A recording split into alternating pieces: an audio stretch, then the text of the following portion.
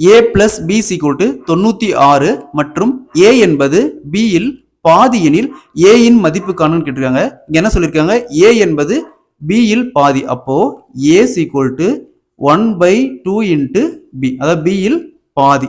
So இந்த ஏக்கான மதிப்பை இங்க நம்ம சப்ஸ்டிட் பண்ணலாம். ஸோ இங்க ஏங்கிறது 1/2 இன்ட்டு b பிளஸ் இங்க b ஈக்குவல் டு 96.